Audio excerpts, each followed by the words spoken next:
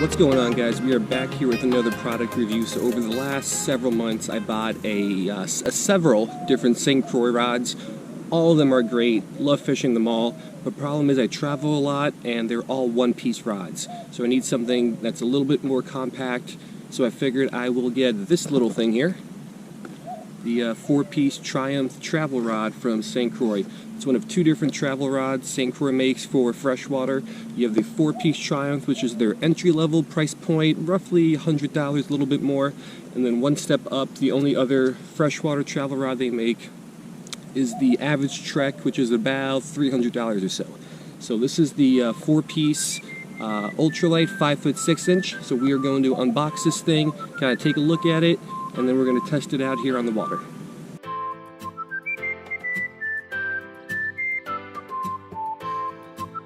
Alright, so it comes in this very soft case, which offers a little bit of protection, but definitely not something you just want to toss around or throw into like a suitcase. You kind of probably need something a little bit stiffer, maybe just kind of pack it in nicely.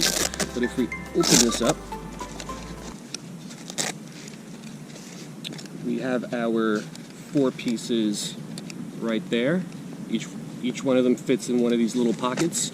Let's start over here with the butt section. This is actually very nice, a little bit nicer than what I was anticipating.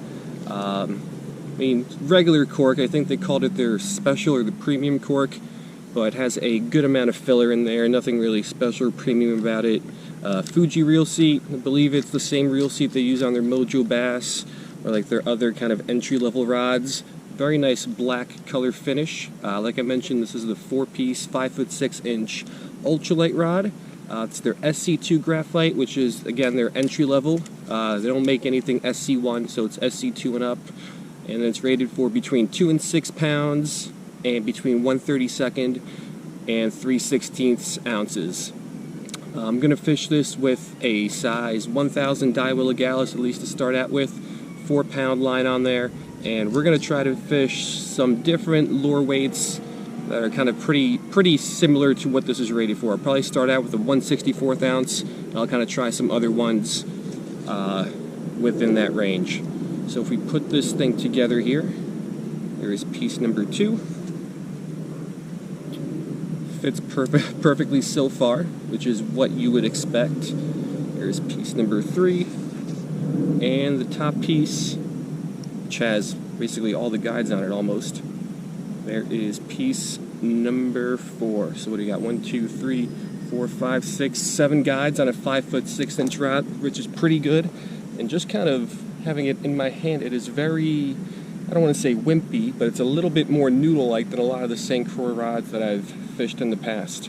So from my experience, St. Croix, what they rate their rods at, the power at least, is the rods are a little bit stiffer than what they are rated for.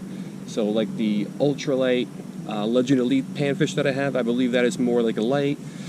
A lot of the mediums I have, I think, are more like medium heavies. But this rod, I believe, we'll figure this out for sure once we get on the water, but I believe this is pretty accurate.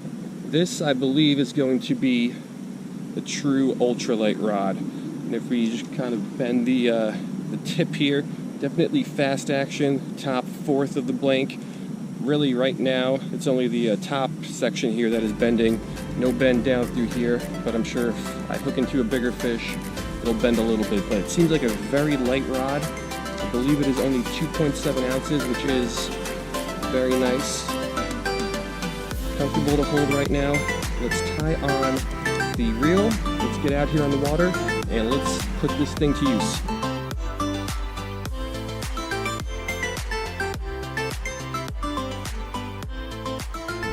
Alright, so we're going to start out with a 1/64 ounce jig head and a little trout magnet soft plastic body. So 1/64 ounce is slightly lighter than what this rod is rated for.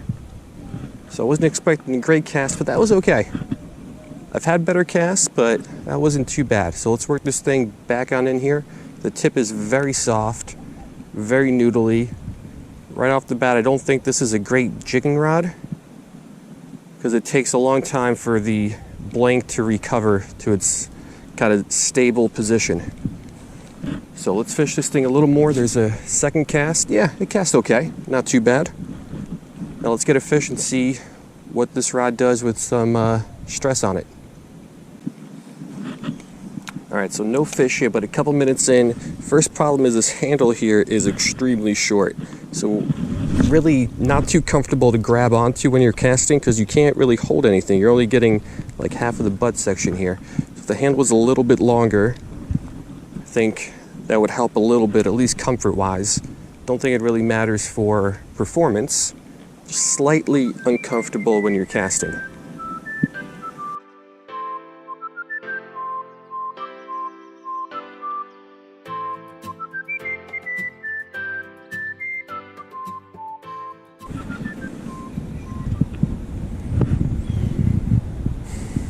Fish on. Let's go. Little largemouth. And let's get him on up here. Oh, first fish. Alright, so a little guy, but I mean on an ultralight rod, you don't really want too much bigger than that, right? I mean, little panfish, little bass, that's what you're going after. So let's get this guy back. Let's switch lures. Let's see how this rod performs with something else.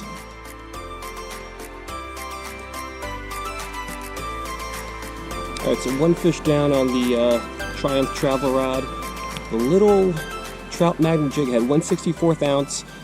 It wasn't too small for this rod, but I think it's probably on the lower end. I think a 1/32 ounce jig head would be able to fish on this a whole lot better.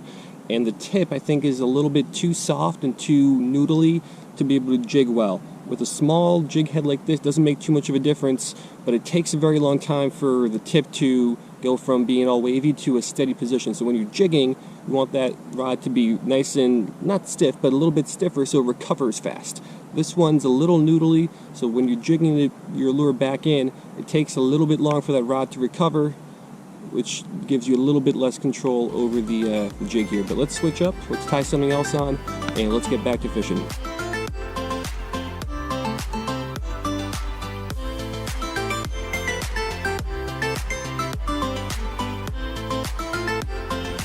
Alright, here's the next lure we are going to be throwing. It's a 1/16 ounce rooster tail inline spinner. So a little bit heavier than the 1/64 ounce. And it's a moving lure, so sensitivity and control isn't as important as with a jig head, because really all you're doing is casting, retrieving. So what happens over in the rod tip is not as important, but even, I don't know if you can see, but even the weight of this just 1/16 of an ounce really puts a nice bend in the tip, and it takes a long time for it to recover. Which is kind of what I was talking about when jigging. Not the best jigging rod out there, but this thing casts a whole lot better with 1/16 ounce, so this might be a good little sweet spot. Now let's work this thing back, and let's try to get some fish. Oh, there was a little bite. So sensitivity of this rod is something I haven't talked about yet. It's okay. Alright, I was able to feel every little bite that I've had. I was able to feel little grasses that got stuck on my jig.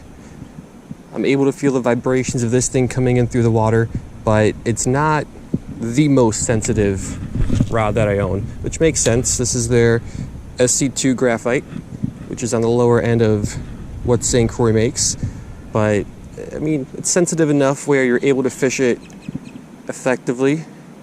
Just not overly sensitive where you're going to feel a bluegill fart from 10 yards away.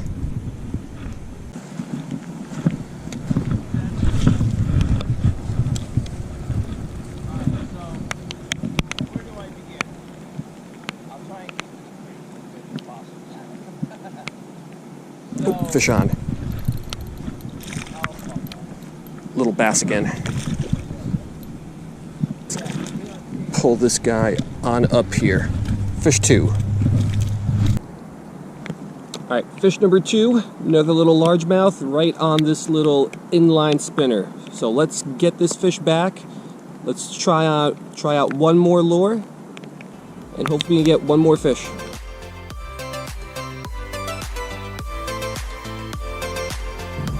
Alright, next lure we're going to try out is a little 1/8 ounce suspending jerkbait from Euro Tackle. So this is a little bit bigger than what I would normally throw on an ultralight. This would probably go on like my medium light Avidex, but just want to test it out how it works, because once again this rod is rated for, at its bottom level, 3/16 of an ounce, which is slightly heavier than this. So this is well within the range for what this rod is designed to do, and honestly fishes pretty well. So this is a ultralight fast action.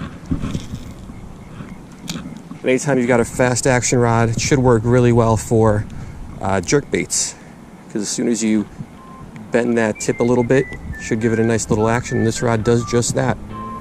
So now we got to get a fish on it.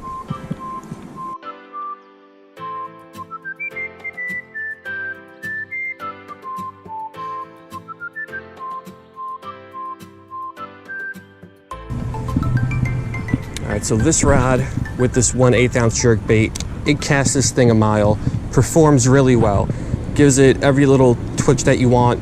The tip, again, it's a little soft, like you're able to jerk it, there's no real big problem. It's just a little bit softer, so it takes just that little bit extra force to give it that action that you want.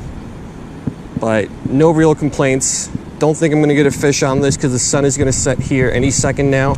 So let's chat a little bit more about this rod.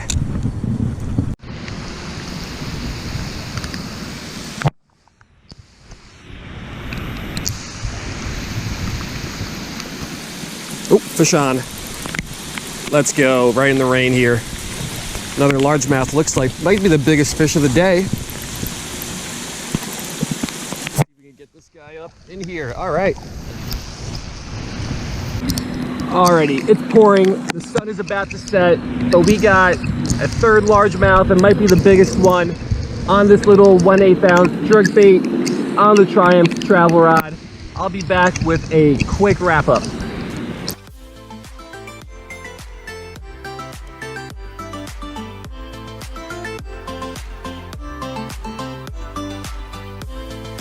Alright guys, so that rainstorm came out of nowhere, no exaggeration. By the time I got back to the car, I could have jumped in the lake and I would not have gotten any wetter. Like, it was pouring.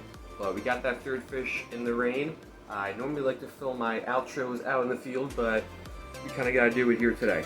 So, first time fishing my brand new St. Croix 4-piece travel rod.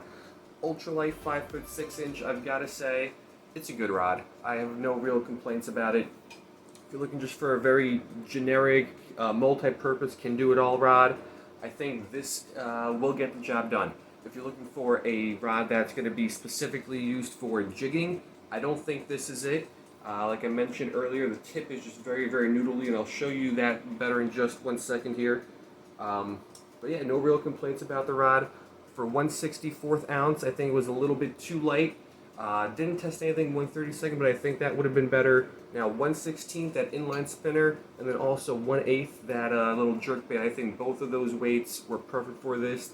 It casted well, it loaded the blank really well, no real complaints. Let me just show you the center of gravity. So, not the center of gravity, but you know what I mean. The reel, it's a 1000 size Daiwa Legalis, which is what I fished today. It balances the rod pretty well. Like that is pretty good. A lot of St. Croix rods are a little tip heavy. I did not feel that at all with this rod. Like I mentioned though, the butt section here is a little small. When you're going to cast, there's not too much really to grab onto. I like to kind of grab onto the butt section here when I'm casting. Can't really do that with this. And then the reel seat, just a regular little reel seat like most rods have, but right here the threads. So I like to hold my rod like this, and then the threads here kind of dig into my palm a little bit, which makes it a little bit uncomfortable after a little bit. But let me take the reel off, and then let me show you what I meant when I was talking about the tip here. So it is very noodly, right? So when you're jigging, it takes a long time for the tip to kind of come back to a stop position. Like that. And if we compare this to something like my Legend Elite Panfish, which is a 6-foot ultralight, this rod has much better recovery. It stops shaking a lot sooner, so you have a lot more control over what you're jigging. So if I was going to compare these two, just so you can see it, I'm going to extend the Triumph rod a little bit, right? If I shake both of these the same amount, let me try not to hit them. If I shake them the same amount, one of them stops shaking a little bit sooner than the other.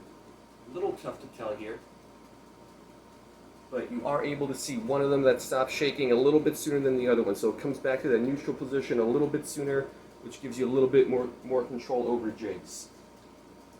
However, for moving lures, the jerkbait, the inline spinner, a beetle spin, anything like that, really you don't need that much control. All you're doing really is reeling it in. Now this does say this is a fast action rod. I would say though I think it's more of a moderate fast. Again, tough to tell here. If you do bend it, it is in the top fourth of the rod. However, after I was pulling in some of these rods, when I was twitching it with that little suspending jerkbait, it kind of bent a little bit more toward the middle, and it took a little bit more force for me to actually make that jerkbait do what I wanted it. So a little bit of a softer, lighter blank, a little bit more of a moderate action, and not a true real fast action. But for a little travel rod that's going to go in my backpack, I have no real complaints about this ultralight rod. So I would absolutely get it again. It's priced pretty well, beautifully made. Got a 5-year warranty on this, which I hope I don't need, but if I do, it's always there. So I'm happy to pick this one up. If you guys have any questions, let me know, and hopefully I can put this thing to use on some upcoming trips. So hope you guys liked it, and I will see you next time.